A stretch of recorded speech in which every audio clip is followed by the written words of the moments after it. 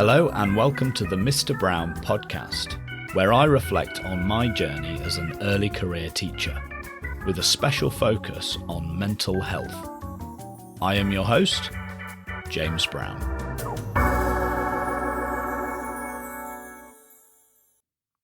Salutations.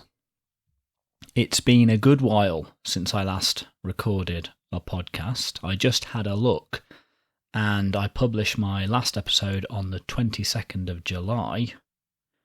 We are now at the beginning of September, so 5-6 weeks or so since I last published an episode. And in that time, I finished my first year as an early career teacher, and I've had pretty much all, of the summer holidays. There's just one day left. And so I thought it would be a good idea to do, I guess, a bit of a roundup of last year. I want to reflect on certain key aspects of my progress, I would say, as a teacher. And then think about what I'm looking forward to, maybe what I'm a little bit worried about going into my second year. I'll also talk about how the summer holiday went too, because as regular listeners of the podcast will know, I sometimes have a bit of an issue with my mental health in the summer holidays, well, in the holidays in general. And of course, mental health is a focus of the podcast, so I'll talk about that too. So around about this time last year, actually, I recorded an episode of the podcast called the ECT Jitters, because I was really worried about going into my first year as an early career teacher. And I wanted to unpack why I was worried. Now, I would say the main thing that I was worried about was my workload. I mean, I was fairly confident that I would be able to get the work done, but I was worried about the cost. So I thought that I might have no life left over once I'd done the work, and that it would make me very stressed and very tired and very miserable. So that, I would say, was my main worry. And at the start of last year, and indeed probably for around the first half of last year, I continued doing my usual thing of planning the majority of my lessons on a Sunday. So my Sundays were pretty miserable, but it meant at least that during the week I could relax a little bit more in the evenings. Now, I much prefer this setup. I'd prefer to work a bit and relax a bit every single day than work like a maniac Monday to Friday and then try to get as much relaxing done as I can at the weekend. I don't like that setup, so I prefer to do a little bit each day and relax in the evening each day as well. So that was the plan, and it worked, I'd say. Got the main bodies of my lessons planned on a Sunday. And then throughout the week, I'd plan starters and homeworks. And then most evenings I would have free. Because that also meant that during the week, during my frees, I could do things like marking, which would mean that very little work spilled over into the evening. So that was good. It was a good strategy, and I stand by it. But as I went through the year, I found that I became ever more efficient, so that towards the end of the year, by even Tuesday or Wednesday, I was already starting to think about planning the following week. And I also found myself in a position where I was able to reuse and recycle past lessons, which sped things up massively. So towards the end of the year, I in fact had less and less and less to do on Sunday, because I was getting more and more done throughout the week. Now, I did discuss this in an episode of the podcast. There was one point at which my year 7s were doing an end of unit assessment, and I thought, great, that gives me a little bit of time to do some planning for next week. I'm going to reclaim a bit more of my weekend if I can get some done now. And so I was focused on my laptop for much of that lesson, and I hadn't noticed that one of my students had just completely disengaged from the assessment and was just playing with his pencil sharpenings or something. And this is a student who does require attention and needs to be prodded every so often. Not prodded, what's the word? Prompted every so often. I don't prod him. But I lost sight of that because I was focused on my planning, and that was a mistake. So efficiency can go too far. But on the whole, I would say that I made really good progress when it comes to lesson planning last year. Okay, so regarding teaching, what about my explanations? I'd say that I made considerable progress there as well. So at the start of the year, when I was explaining some concepts for the first time, I often found myself doing a lot of talking, giving a lot of information. And with hindsight, I feel that the reason I was talking so much during my explanations was because I think, as well as trying to explain it to the students, I was actually trying to explain it to myself as well. I was thinking out loud, trying to get to grips with this concept. But as I grew more familiar with the concepts, my explanations got distilled down to the essentials, and I could deliver them far more efficiently and just give the students what they need in order for them to access the task. And I do find that the more time I can free up in a lesson for students just to do work, the better. So there shouldn't be too much talking from me. I should just deliver the essentials and then let them work. And I do feel that if I deliver the essentials well, they will want to work. I think that's one of the signs of a good explanation, is that once you've delivered it and given out the work, they're all cracking on. So yes, my explanations got shorter and neater as the year progressed.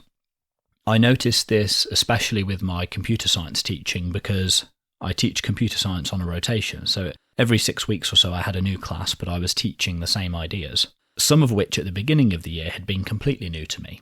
But by the end of the year, I was very familiar with them, and I was much happier with my explanations, and I think my students were too. And that's encouraging because it makes me feel that with time, my explanations will keep improving. And there are topics still that I haven't taught that I know to begin with might feel a bit clunky, but with time, I'll get there. I'm capable of making progress. That's quite an empowering thought. Going into next year, and indeed the rest of my career as a teacher, I can get better at explaining things. Now, what about relationships? I'm doing a master's at the moment, which my school is paying for which I'm very grateful. I do love the master's work. It's a master's in character education at the Jubilee Centre, which is at the University of Birmingham. And through my master's, I've discovered self-determination theory, which is essentially the most comprehensive theory of human motivation that's ever been produced. And self-determination theory posits 3 basic psychological needs, and I've spoken about these before on the podcast. They are the needs for autonomy, competence, and relatedness. So in less technical terms, the need for autonomy can be satisfied by making someone feel that they have choices. The need for competence can be satisfied by making someone feel that they know what they're doing and that they can successfully do whatever it is you're asking them to do. They need to feel competent. And then relatedness is essentially just a sense of belonging. People need to feel that they are valued. And these have become my 3 principles when it comes to forming relationships with students. I want them to feel like they have choices. So I should clarify, it's not always possible to give students all the choices they might like. But at the same time, you can try to avoid being overbearing and over-controlling. That would be the exact opposite of satisfying the need for autonomy. That would undermine autonomy. So I tried to highlight student choices wherever possible. And the second one, competence, I always try to make sure students understand what it is I'm asking them to do. And this relates back to explanations. If I've delivered a good explanation, then students will feel that they can do what I want them to do. And then third, belonging, I try to give students verbal praise as often as I possibly can, and I tell them I'm proud of them. I make them laugh every so often, And so yes, these three things, these three psychological needs, autonomy, competence, and relatedness, they underpin how I think about relationships and how I try to form my relationships. And I've definitely got better, I think, at satisfying these three needs in students as the year has progressed. And this has come primarily from watching more experienced colleagues, wonderful teachers who are real experts at doing these three things. But the other thing that I've learnt about relationships is that, and I say learnt, I guess it's just been reaffirmed, they don't come quickly and they don't always come easily. Especially with those students who we describe as being relationships driven. Often these are the same students that we might describe as characters, or who have difficult backgrounds. Those relationships are hard won. They take a lot of time and a lot of patience. And having been in my school now for about 18 months, so I did the second half of my training year in my school, and obviously my first year as an ECT, I feel that I'm only just about getting there with the relationships with some of my trickier students. I feel now that I have a real foundation I can build on. And there are some students who I've still had little progress with. Although I would say that those are the students who I've seen less often. So perhaps some of the students who I've seen only on rotation through computer science. But most of the students who I've had a year with, I now feel I have a relationship that I can build on. But like I said, it takes a long time, and if anyone has any ideas about how to expedite that process, I'd be really interested in hearing them. Like, how can you hit the ground running with a new class when it comes to building positive relationships for learning? Now, I should clarify there, I think that we should just build positive relationships with our students. Forget learning for now. Let's have positive relationships with our students, respectful relationships, and then we can leverage those relationships when it comes to learning. Because I feel that some teachers I've spoken to only want to have any sort of relationship with their students as a means to learning. And I think sometimes students can sense that.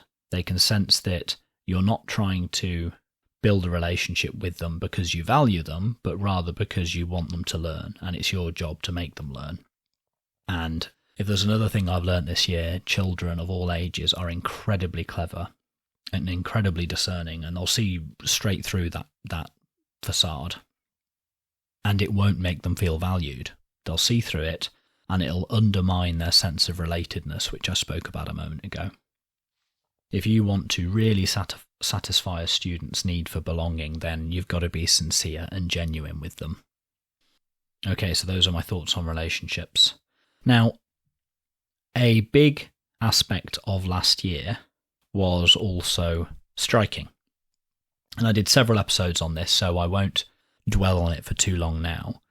But I did decide to strike, and I striked. I still don't know what the past tense of strike is, but anyway, I undertook strike action on each and every strike day, and I did so because I believe that the ultimate aim of strike action should be to reduce the number of teachers who are quitting the profession. That's the ultimate aim. Now, if you look at the research, the main reason teachers quit is workload. Now, the strikes weren't over workload specifically, but were rather to do with teacher pay. So some people argued, well, these strikes have the wrong focus. If they were strikes about workload, I'd be on board, but they're not. So I'm not interested. I decided to strike anyway because I don't think those two issues are separable. I think the issues of workload and teacher pay are inextricably interwoven.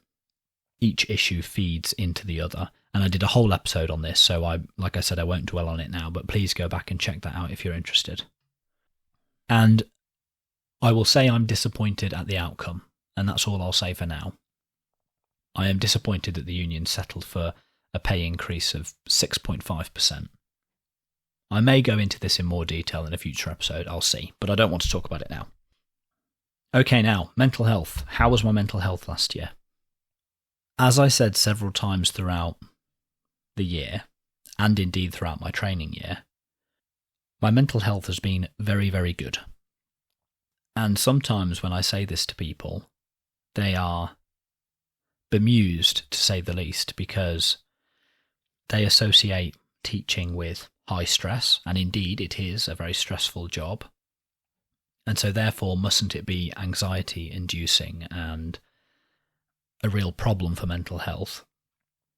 And I would say no, for the simple reason that it is stress with a purpose. And I really do believe in that purpose. I believe in education. I think that life is stressful inherently. And if you haven't got a purpose, then that stress seems like it's all for nothing. And that is a one-way ticket to mental health problems. But if you have a purpose and you can frame all of your stress within that purpose, then all of a sudden it makes sense. So my mental health on the whole last year was very good.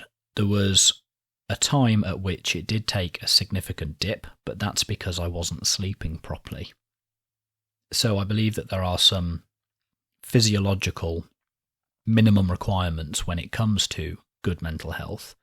You need to be well hydrated. You need to have all the right nutrition.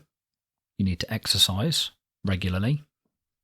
Something I've learned more about this summer, which I'll return to in a moment, you need to get sunlight as early in the day as possible.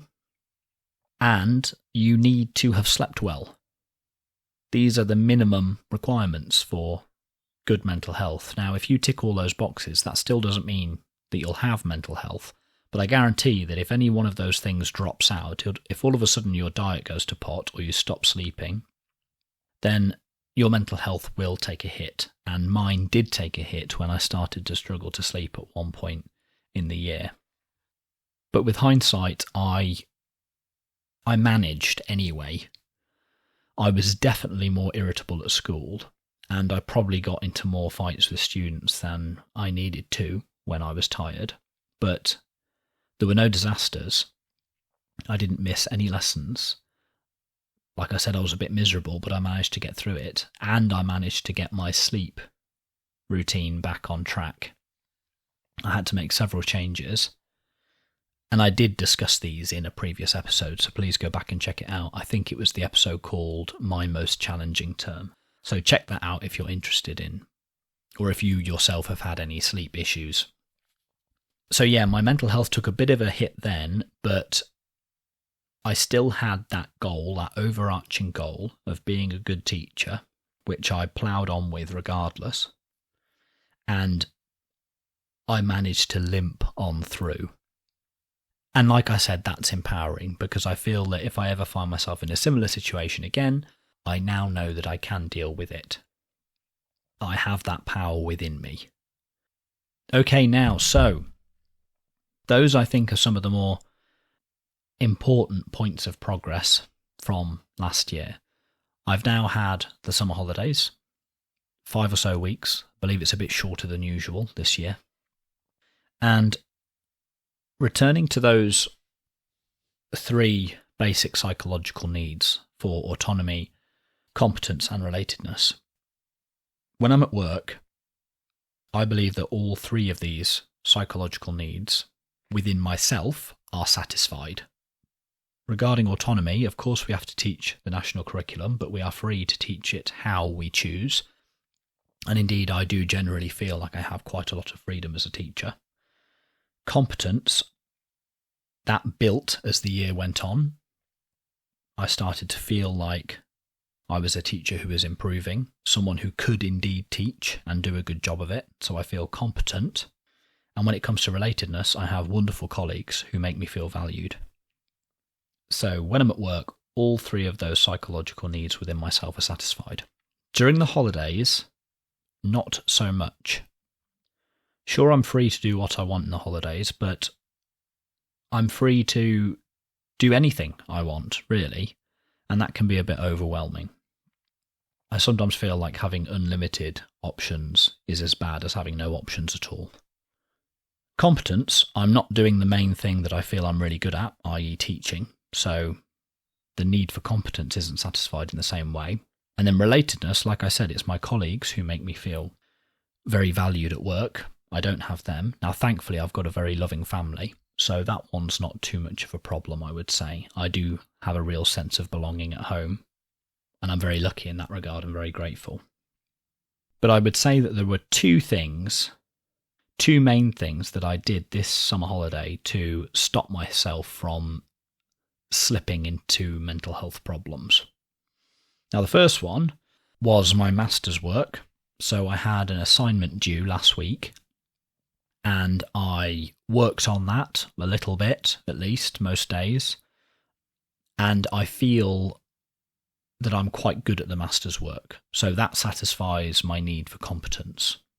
And I find what I'm working on inherently interesting. So that gives me the motivation I need, I think, to feel mentally healthy. The assignment I worked on this summer was to do with equity in character education. So very briefly, equity is the idea that we allocate more resources to disadvantaged students to ensure that all students achieve the minimum requirements for a good life. And I looked at how that principle of equity applies specifically to character education. So how do we identify students who are disadvantaged in terms of character development? Is there a minimum standard of character development? And then finally, what do disadvantaged students need in order to achieve that standard? So I found that very interesting. So that kept me ticking over in terms of my sense of competence throughout the summer holidays. And also before the summer holidays, I made a big long list. I did some research, and I made a big long list of things that I was going to do in order to keep myself mentally healthy. So one of the things on the list was less phone time. I've tried to really cut down on the amount of time I spend on my phone. In fact, I've deleted the BBC News app because I'd say that was where I would spend most of my time when I was on my phone. And most of the things I was reading about were, I would say, actively bad for my mental health. I'm starting to feel that we aren't biologically equipped to take in all the sorrow of the world. And so having a global news app on your phone that you can access at any time of the day and see all the doom of gloom happening all over the world is in fact very bad for mental health. It's too much to take in and process. I think that we should focus instead on our immediate communities. Anyway, that's probably a topic for another time. So I spent less time on my phone. I went for a morning walk each morning. I'd take the dog, and I'd do this first thing the second I got up. And I continued to get up at a fairly early time. I mean, I wasn't getting up at 5:30 as I would during term, but I was probably up by about 6:45 most days.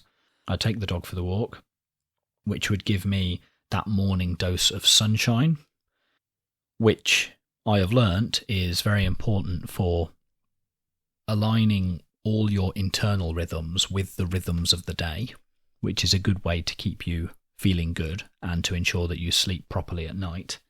Go check out Andrew Huberman when it comes to this stuff. He's a neuroscientist at Stanford. I think that's right. But he knows his stuff, and his main piece of advice is to get sunshine as soon as you can in the morning.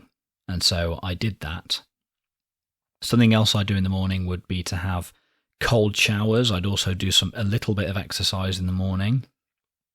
All of these things with a view to raising your body temperature in the morning. Again, this is something that Huberman talks about a lot.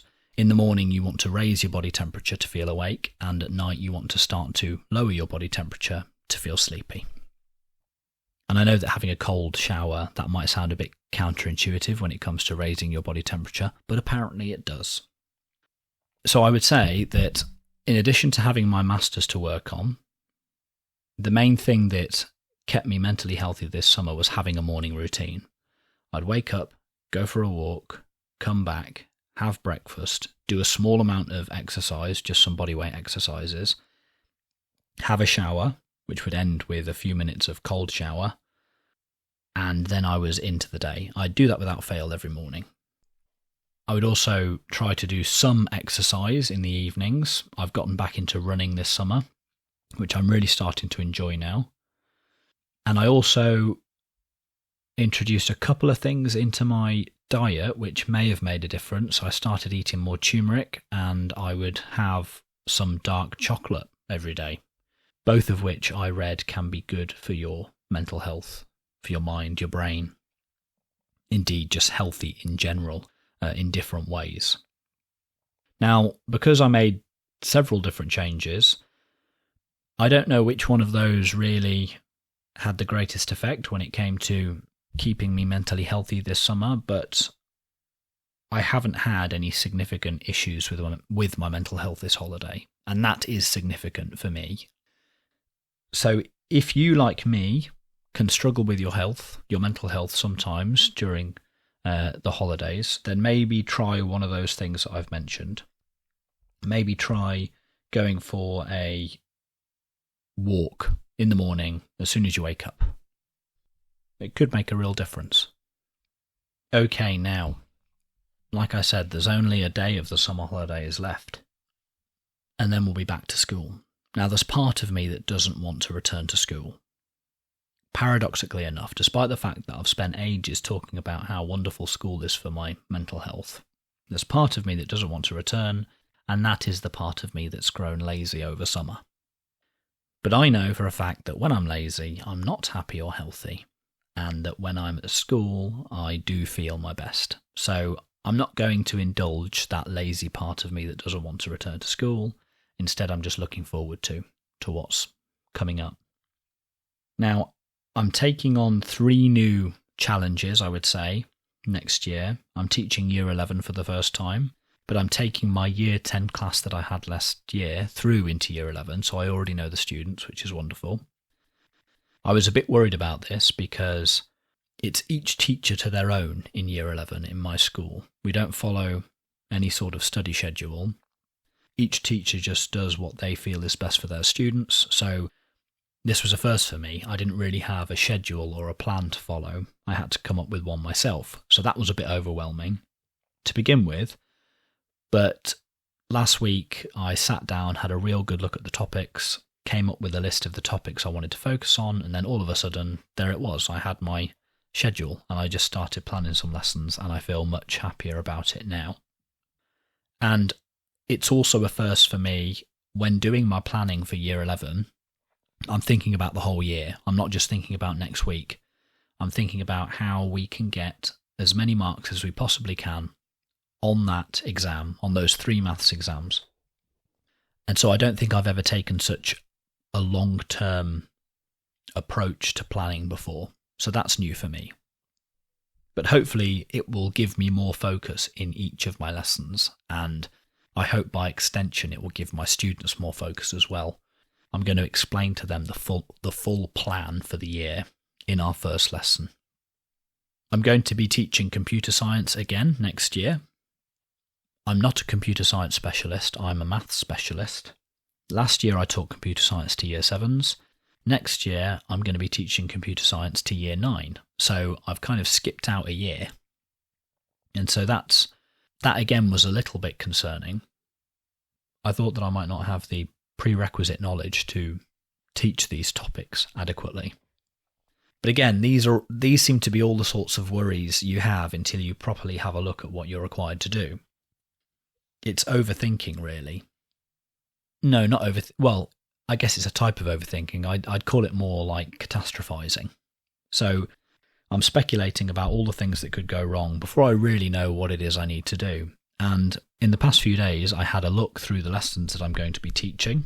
It's great in computer science that my lessons are planned for me by a computer science specialist. I just need to familiarise myself with them beforehand. I had a look at them, and again, now I'm feeling far more confident.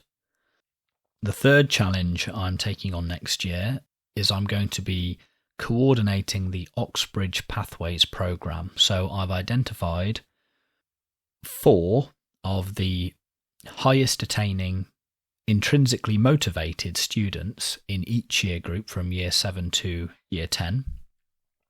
They'll be offered a place on the Oxbridge Pathways programme, and I will get them to write short academic reports to help develop their academic interests, and I'll give them detailed feedback on those reports. We'll have Oxplore sessions every so often where we get together and discuss questions like, is it better to be safe or free? So they're big questions that students wouldn't necessarily encounter on a day-to-day basis in their usual lessons, and they're designed to get them thinking in a more critical way, maybe. Well, I'd say in a freer way. I'd say that a lot of the thinking that students are required to do at school is a very structured sort of thinking. Think in this way and you will get the answer. Whereas these Oxplore sessions are designed to get students to think in unfamiliar ways. So that will be really exciting. And I'm very excited about that given my background in philosophy. So that will be fun. And I'll also help these students find and engage with relevant extracurricular activities. So I think all of these things will improve their chances of getting into a top university. And indeed just help with their general academic and personal development. So I really look forward to that. But again, it's going to be something else I have to do. It's going to take up a considerable amount of time. So I like to remind myself that I'm going to be teaching Year 7 maths again next year and Year 9 maths. And I have already taught Year 7 and Year 9 maths before. I did it last year. I've got a whole bank of lessons planned. Now, that's not to say that I'm going to use those lessons exactly as I planned them last year, but I've got something to work with, something to build on. So that should save me time.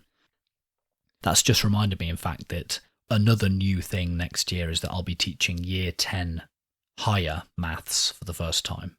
But again, I'm taking my Year 9 class from last year through into Year 10, so that will be good. I'm looking forward to that. They really push me, that group. There's a lot of students in there who are far, far better intuitive mathematicians than I ever was. So it's going to be fun doing that with them. So in terms of my workload last year, I don't think I'll spend as long planning lessons, but I do imagine I'll be doing just as much work, but I like to think that I'll be able to focus more on fine-tuning things and addressing these new challenges that I've just described. And I'm looking forward to it. Now, what about the podcast? I plan to continue recording an episode every couple of weeks on a Saturday morning and releasing it on a Saturday. And I think it's going to, for now anyway, take a similar sort of format. I'll look at a few interesting things that have happened over the past couple of weeks, have a good think and a good talk about them, and I'll continue the focus on mental health. I think that just the act of reflecting on my mental health, taking time to think about it every couple of weeks, does in fact improve it. It's kind of like journaling, and journaling has been shown to help with things like anxiety, so it's kind of like my audio journal, I guess. I said last year that I wanted to do more interviews, and then ended up doing very few, if any. I still would like to do more interviews, but they're just a bit of a pain to organise. But I'll see. I shouldn't be so lazy, should I? I shouldn't indulge that part of myself, like I said earlier. I should have interview lessons. Interview podcasts, I should say. Interview lessons, that sounds interesting. So we'll see. But I'm just very happy to report that on the whole, my first year as a teacher went well. I've started to overcome this problem of feeling low in the holidays, and I am really looking forward to my second year of teaching. And I look forward to keeping in contact with you, my listeners. Oh, I didn't do my usual Patreon plea. Okay, so let's do that now, and then I will say something more about Patreon. So this episode has taken a couple of hours to produce, which is about average, and I try to produce a couple of episodes a month. So if you think that work is worth at least the price of a coffee, so £2 to £3 a month, then please consider becoming a subscriber on Patreon. The link's in the show notes, as always. Now, up until this point, I've never offered any exclusive content to my Patreon subscribers. But what I'm doing today for the first time is I'm filming my recording session.